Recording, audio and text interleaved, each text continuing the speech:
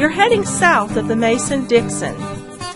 This is the Week in Review at the Abbeville Institute. Here is your host, Brian McClanahan. Welcome back to the Week in Review at the Abbeville Institute. This is your host, Brian McClanahan, and this is episode 76, covering the week of June 12th through June 16th, 2017. Glad to have you back on the program. Glad to be here. Before we get started, always our housekeeping. If you like this podcast, please share it around on social media, and you can find us on social media. You can like us on Facebook, follow us on Twitter, and like our YouTube page. Just simply go out and look for Abbeville Institute, and you'll find all of our social media accounts. Also, if you would like a free ebook, Kirkpatrick Sale's Emancipation Hell, go on out to abbevilleinstitute.org, give us an email address, and we'll give you the ebook. And then you'll get our daily dose of Dixie, and also our weekly email, which comes to you on Sundays. That's a great way for us to keep in contact with you and let you know about our upcoming programs, events, and anything else that's going on with the Institute.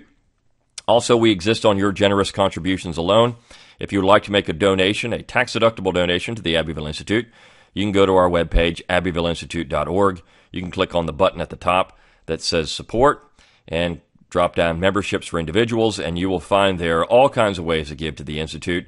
For as little as $3 a month, you can help us explore what's true and valuable in the Southern tradition if you're a student, or $25 a year if you're a student. Or we have other membership options. You can give $5 a month or $50 a year and on down the line. So we do appreciate any support you can give the Institute. It does help us keep the lights on, help us keep this podcast going, our website up and running, our articles flowing on the internet. We are the only thing of its kind in existence today, a virtual Southern think tank. And so we do ask for your support. Just to kind of give you an idea of what we do have on our website, if you haven't really been there and explored around, there are well over 1,000 articles on the website now. There are over 200 lectures for free from our conferences and summer schools. We also have a primary source archive, the Jim McClellan Library. So all of these things are available for free just by going out and looking around the website. And so your support, if you do decide to help us out, keeps all of that stuff there and keeps us updating the website as well, which we do 5 days a week. If you count the podcast, 6 days a week. Okay, so let's get started with the material. Oh, also, there are very few slots left for the summer school. It is going to be the largest summer school we've ever had, and we would love to see you there. So if you want to go to that, our 15th annual summer school, you can go to abbevilleinstitute.org. At the middle of the page, you'll see a button that says You're Invited. Click on that, and I'll give you the information how to get in touch with Dr. Livingston. There are very few slots left. If you're a student, a graduate student, undergraduate student, or advanced high school student, and you want a scholarship, I believe we still have some of those left too. So if you want to go out there and attend our summer school, which is July 9th through July 14th, it's coming up in just a little bit less than a month. We'll feature a number of great speakers, great topic as well, and I'll be speaking on Thursday. So if you'd like to come out and hear me talk, I'll be talking about the New South and some other issues there. So if you want to come out and hear me talk, along with Clyde Wilson and Don Livingston and many others, Jim Kibler, Catherine Brossman, who's we've covered her poetry on this particular podcast, Ryan Walters, who is now our book review editor.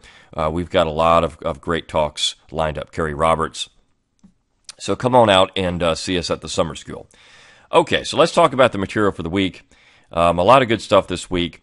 We started the week with a interesting article by Philip Lee, and he's actively promoting his new book, Southern Reconstruction. So I'd highly recommend going out and getting that. We will review it for the Institute in the near future, but it's a great look at Reconstruction, and in a way, just to give you kind of a preview, Mr. Lee does not shy away from taking a stance on Reconstruction that for a long time was the accepted stance, that Reconstruction was a tragedy. There was abuses by the Union-controlled, or I should say Republican-controlled governments in the South, and he takes that position quite forcibly in the book.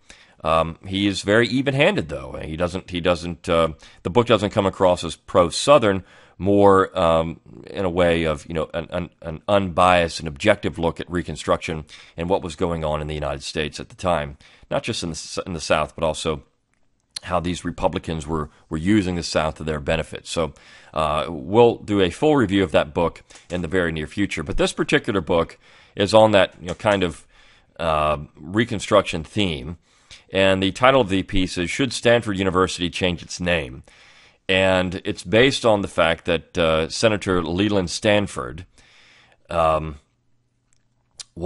a white supremacist. He was a racist. And he said this as a Republican Party gubernatorial candidate in 1859. He said, quote, "The cause in which we are engaged is one of the greatest in which any can labor. It is the cause of the white man. I am in favor of free white American citizens. I prefer free white citizens to any other race. I prefer the white man to the Negro as the inhabitant to our country. I believe its greatest good has been derived by having all the country settled by free white men." And this was an extemporaneous speech that he gave. He spoke off the top of his head and what he really thought about things. And as Lee says, Stanford's chief reason for supporting the Republican Party on the eve of the Civil War was the party's advocacy for a transcontinental railroad for which Stanford's Central Pacific would become a primary beneficiary. And so he made the claim in the same acceptance speech, "We are in, quote, we are in favor of the transcontinental railroad. I am in favor of the railroad, and it's the policy of this state to favor that party which is likely to advance their interests." And so he also said, quote, in 1862, quote, "Slavery was not the real issue. Our cause is the maintenance of the Union." And this is what you found across the United States before the Emancipation Proclamation was issued. When Lincoln actually issued the Emancipation Proclamation, you had mass desertions in the Union Army, and the Democrats gained dozens of seats in the U.S. Congress because people thought, now, well, wait a second here, this wasn't what we were fighting for when we signed up. We were fighting for the Union. And as the Republican Party made very clear, even Eric Foner, pointed this out in his book, Free Labor, Free Soil, Free Labor, Free Men, the cause was of the Union, not ending slavery or somehow equality of the races. I mean, this is where we get into this false narrative of the war. And we'll talk about that in a minute. Well, actually, we'll do that right after this piece, and we'll backtrack to something else. We have 3 pieces this week on the war, basically, and this is one of them. And so we had this false narrative that the war was somehow to support African Americans, that it was a war in pursuance of equality and racial equality. It's nothing of the sort.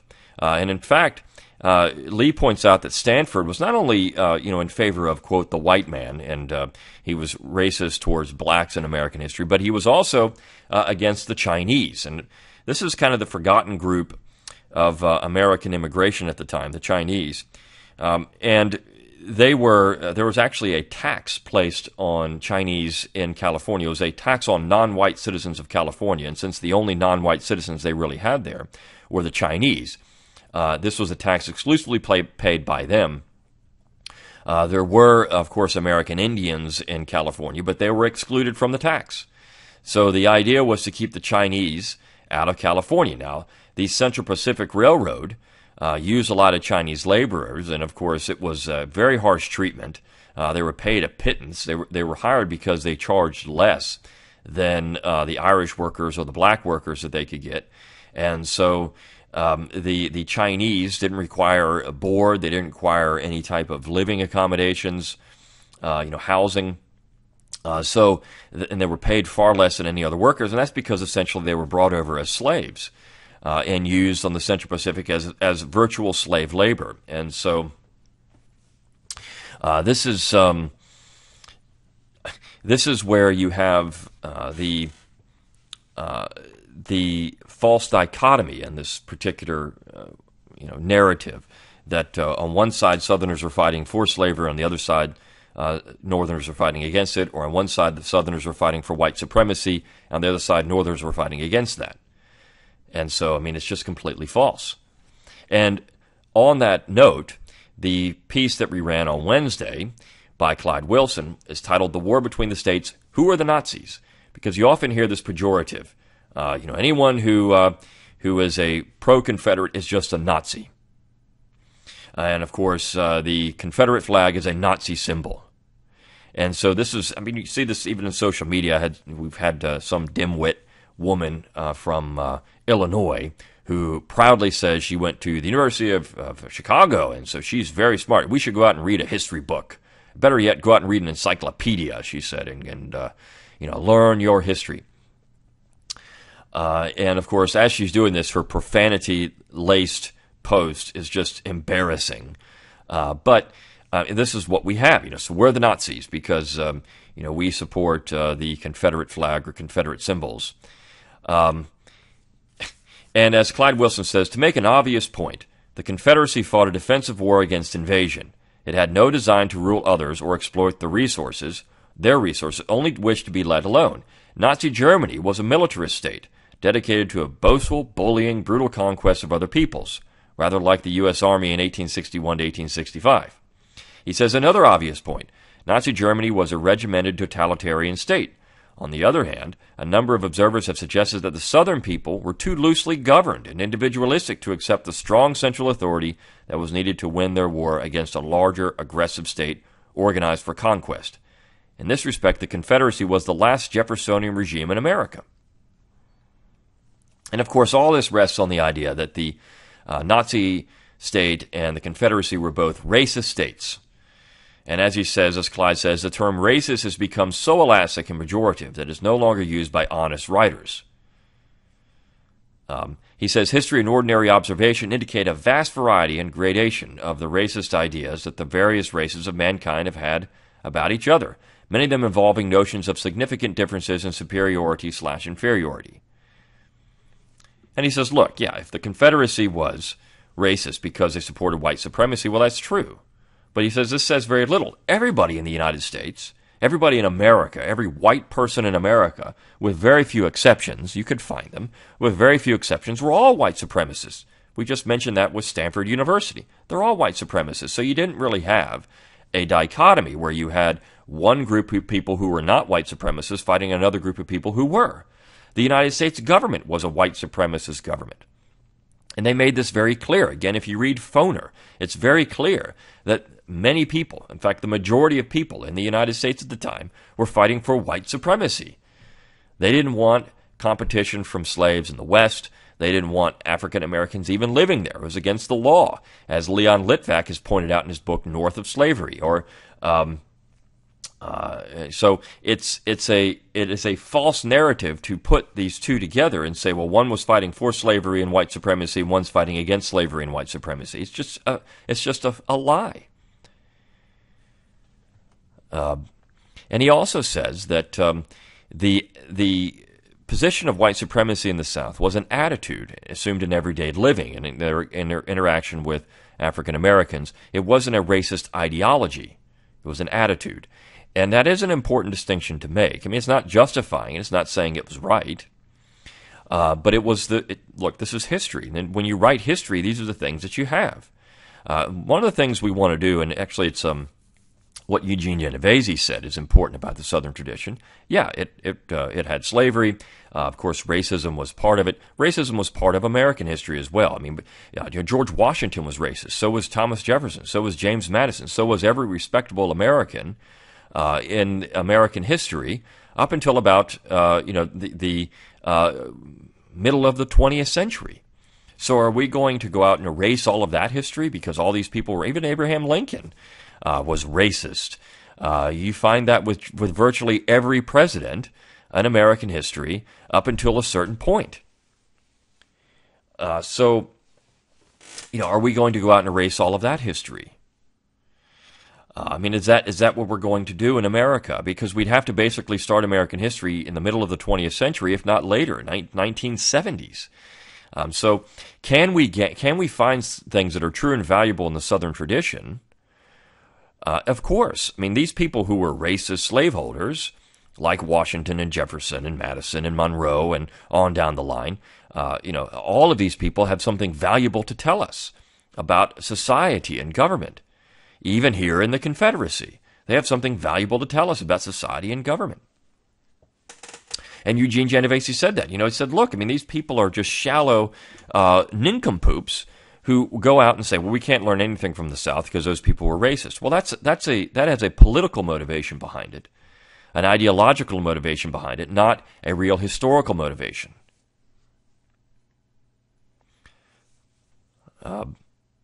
He says also Clyde says, another bootlegged assumption in support of the Confederate racist theory is that the war was being fought to emancipate the slaves and therefore was against racism. He says this is obviously untrue. Emancipation partially became a goal as a war measure after the conflict had assumed titanic proportions and seemed to Lincoln unwinnable. He says, in a sense, it was a support to racism, indicating a lack of interest in the black people except as tools of conquest. That's what emancipation was. Now, I mean, there's all kinds of things to get into this. But this is a nice little piece, but he ends the piece in a interesting way. He says, quote, it is worth mentioning in this connection that in the period before World War II, there were strong manifestations of isolationism and pro-German sentiment in the North. A large pro-Nazi rally was held at Madison Square Garden. Such stuff hardly existed in the South. Public opinion surveys showed overwhelming pro-Ally sentiment among Southerners, as also true. More Southerners went off to war than Northerners in World War II. I mean, of course, and proudly support it. Now, a lot of Northerners went and fought, of course, but Southerners have also have always been the most ardent militaristic section of the country and join up in larger numbers, even to this day, than Northerners do in the U.S. Army. He says it's also worth pointing out to the strong connections that German statists had with Lincoln and the Northern War of Conquest. Early German settlers in what became the United States were mostly peaceful farmers. After the failed European revolutions of 1848, many militant, aggressive Germans immigrated to the U.S., especially the Midwest. These are the 48ers, as they were called. They were Marxist revolutionaries. He says these immigrant union enthusiasts were proto-fascists or proto-communists. It amounts to the same thing. A number of Germans were generals in the Northern Army, which also had several entire divisions composed of German immigrants. He says the Christian philosopher Gerhard Niemeyer recorded an experience when he was studying in Spain just before World War II. He says at the next table were two Germans discussing what a fine country Spain was and what a valuable conquest it would make for the Reich. And he says, here is what a Massachusetts colonel of the Union Army was writing to his sympathetic governor in the midst of the war. And he's talking about in the 1860s. Quote, the thing we seek is permanent dominion. And what instance is there of permanent dominion without changing, revolutionizing, and absorbing the institutions, life, and manners of the conquered people? They think we mean to take their slaves. Bah! We must take their ports, their mines, their water power, the very soil they plow. Clyde says this is a far more typical expression of what the Confederate soldier was against than pleas for racial equality. And he ends by saying, who are the best candidates for the Nazi label in the war between the states? I mean, it's clear. And in that regard, we had a piece on Thursday by James Rutledge Roche entitled The Forgotten History of the Confederate Flag. And this is a wonderful little history of the flag, and it goes into detail on how that flag was created and why it was created. It was not a flag of racism. It was a flag of the soldier in the army. And as James McPherson, a man who is by no means a Confederate sympathizer, in fact, the exact opposite, is pointed out in his book, For Cause and Comrades, only 20%, as he surveyed nearly 500 letters. Now, yet this is also an interesting position because 500 people, I should say, who wrote letters. Most of the people writing letters, I mean, you had large levels of illiteracy in the South, and a lot of letters, of course, were lost over time. So the people writing letters came from some of the best families oftentimes, who were often slaveholders. But even out of that, only 20% of the people that he surveyed were said anything about, we're fighting for slavery in any way. 20%, 80% were not. In fact, they said, we're fighting against slavery, their own enslavement. And as you go out and you find these letters and you read these things, it's very clear that if the North would just not invade the South, they would stop fighting. So, the soldier, the common soldier, was not fighting for slavery. I mean, it's just a misnomer to say that. It's a mischaracterization of what was going on in the war. I was looking at something yesterday in an archive, in an old book. It was some newspaper clippings from Columbus, Georgia in the 1860s. And it was actually 1862. They were trying to build an ironclad, a ram, as they called it. And the women across the South, from all over Georgia and Alabama, were sending small little amounts so that they could build this ship in Columbus. I mean, you had this monument just stuck up in Columbus, Georgia, a historic marker about the women's riot. And I mean, this is the Drew Gilpin Faust stupidity that women they weren't really supporting the Confederacy. They're out rioting everywhere. And so now we have the stupid people from Columbus State University with the stupid history department there. It's dominated by stupid people, and they're the ones who are behind this monument. And so the fact is, I mean, here it is right here. The women of Columbus and around Georgia were sending dollars, and in one case there was $4.75 donation for the ram from the children to build this ship. And as they said, so they could resist the invaders. This is the actual phrase that was used. They could resist the invaders. And as I've talked about in this podcast, usually the women were the most ardent Confederates. They were shaming men who didn't sign up to go fight. So here they're sending their dollars, what they can get, the women from around Georgia, so they could build this ship. And I mean, are these women who are out rioting? No, these are the women who are behind Confederate Memorial Day, ultimately. And of course, what they call Decoration Day, and then supporting these Confederate monuments, sending pennies in so they could build these monuments when they had nothing left.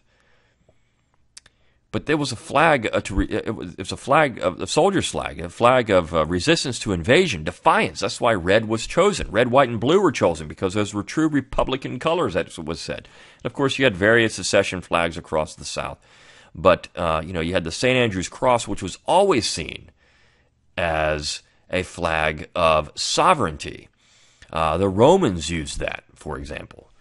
So, I mean, it's just amazing that this flag has become so demonized because, some people have used it incorrectly.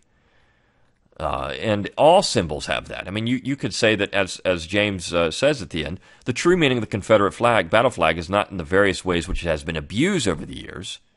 The true meaning of the Confederate flag is the women who made it and the men who bore it into battle. To them, the flag was not a symbol of racial hatred, but of independence and honor. To the descendants of those men and women, that is what it still means and will always mean. Or as I would say, it's a flag of defiance. It's a flag that represents that tradition. So this is important, an important position to understand about that flag. So it's a great little piece, and it's a nice little piece on the history of the flag, and it's a very nice little story. So I'd highly recommend reading that. On Tuesday, we ran a piece, Tuesday the 13th, Poor But Proud. This is by Michael Jordan, who's a professor of English at Hillsdale College, and this was written in Southern Partisan Magazine in the 80s. But it's a review of the book, Dixie's Forgotten People, The South's Poor Whites. And Dr. Jordan does a wonderful job here explaining how the culture and economic and social culture of these people. And he says, the Flint does a pretty good job of doing this. He has some problems at times in this book, but he says, these forgotten people are important. They're vital to understanding what the South was. He says Flint delineates the bitter aspects of Southern life, racism, violence, and political demagoguery, as well as the sweet. He says his effort was to examine Dixie's forgotten people from their own perspective, not that from another region. He says Flint may owe some of his understanding to his own ancestors he describes as proud sharecroppers of the northeast Alabama clay hills. And Flint concludes, government can help. According to Flint, quote, government can help, but the southern landscape is littered with the wreckage of ill-conceived government panaceas. Because of human nature and the nature of society, it is unreasonable to expect the eradication of poverty everywhere, but some means are more successful and less demanding than others. Flint seems to echo agrarian sentiments in his assessment of the problem. Quote, Progress might mean jobs and a better way of life to some, but to others it meant the extinction of old ways that were revered and still meaningful. Progress might mean the eradication of poor white racism and fundamentalism, but it would also spell doom to magnificent handicrafts and bonds of spirit and neighborliness by which people lived and creatively with one another. So he's saying that, you have this idea that, these New Deal programs and what Franklin Roosevelt was trying to do. And Franklin Roosevelt, was interested in the South. He spent a lot of time here. Of course, he wasn't always liked in the South. He was very popular across the South, but not everyone admired Franklin Roosevelt. They looked at him in some ways as a carpetbagger at times. But, his programs were well received. But, Flint points out these were a double-edged sword. In one case, they could maybe chop away at poverty, but in other cases, they were ruining the true spirit of the South. And so you had these large numbers of people who were put into poverty because of the war. Flint is very critical of New Deal Democrats, bureaucrats, and other people because they didn't really understand these people. He says, bureaucrats and secular missionaries devoted to economic yardsticks see little or no value in Southern or mountain culture. Also, they, like many other Americans, could not understand a people who, quote, made do with what the good Lord provided, who accepted hard times as God's will. Of course, Michael Jordan is very, very sympathetic with the agrarians, and I'll take my stand. And, of course, they were saying a lot of these same things. As Flint says in the preface, getting to know people as individuals dissolves many of one's preconceived notions about them, and so it is with Southern poor whites. And so, this is a book that everyone should. It was published in 1979, Dixie's Forgotten People. You still go out and read it. It's a nice little history, and Michael Jordan does a very good job in reviewing the book. And then finally on Friday, we had the last piece, the last installment of John Devaney's Yankee Finance Capitalism Made Simple, The Creature from Jekyll Island. And so he gets into the creation of the Federal Reserve System. And as he says, quote, the men who met at Jekyll Island, Georgia, came together to create a national banking system owned by the major banks and operated for their benefit. The major benefit to the large banks of the day and today was to provide liquidity in times of financial crisis, i.e. to bail out the banks. He says the Federal Reserve Board's second function was to act as a major buyer of the federal debt, especially in times of fiscal emergency. The third function of the system was to control the lending practices of member institutions by setting reserve requirements, influencing overnight lending interest rates, and possessing a monopoly on the insurance of banknotes. Once the Federal Reserve System was in place, the only banknotes allowed in circulation were the notes of the Federal Reserve Board, or the Federal Reserve Bank, I should say. The only restraint on the Federal Reserve Bank was that the notes could be presented for redemption in gold or silver coin. But, of course, that has now gone away. Of course, that happened in 1933 and then in 1964. They could no longer be reserved in notes of gold or silver. And then in 1971, the Bretton Woods system came to an end as Richard Nixon severed the last ties of the currency into gold in international transactions. So all of this was by design, and of course this all goes back to Alexander Hamilton, which Dr.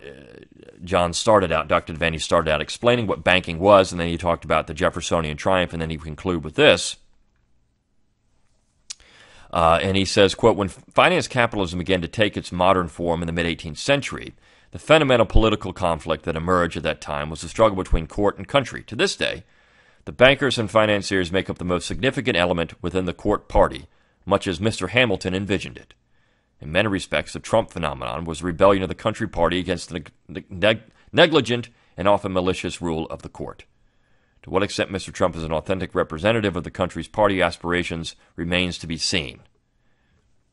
Most ordinary citizens of the country know something is wrong, and indeed it is. The system of finance capitalism requires $10 in debt to generate $1 in new growth. So and of course, you have to understand, Donald Trump is he's a Hamiltonian. He admires Alexander Hamilton. He has a portrait of Hamilton in the Oval Office. And so it's not sufficient to say Donald Trump is against Hamiltonianism. He's very much part and parcel of it. But, of course, his rhetoric was very much anti-establishment. I think that's where people bought on, came on board with Donald Trump. But, I mean, the Federal Reserve is doing exactly what it's supposed to be doing. This is what anyone who's written about it has said. Auditing the Fed is just going to show it's doing what it's supposed to be doing. But, of course, the idea is to expose it to the masses, that this is what it does. It's a creature, a destructive creature. It creates an economy that, of course, fosters debt and inflation, which ultimately will hurt people because it is going to ride the United States, as John says, off the cliff. So, this is a nice little three-part series. You have to understand a little bit of American finance to understand a little bit of what's going on in the United States. And you can't do that without understanding Hamiltonianism, which, of course, I'll just plug my book, How Alexander Hamilton Screwed Up America. It'll be out September 18th. If you go out and purchase a copy, advanced order a copy, you can get some bonus goodies. You just send me a screenshot of your book, of the purchase of your book from Amazon, Barnes & Nobles, wherever you bought it.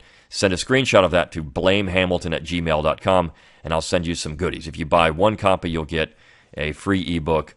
If you buy 2 or more copies, you'll get a free, or you're buying something, so it's not officially free, but you'll get a bonus 6-lecture course on Alexander Hamilton by yours truly. So just if you go out and pre-order the book, you'll get those bonus goodies. If you buy one, you get the ebook. If you buy 2 or more, you get the ebook and the class. So if you want to get that, I know a lot of people are listening to this podcast are interested in my work as well. So go on out there and do that. All right. Well, that's it for this week. Until next time, good day.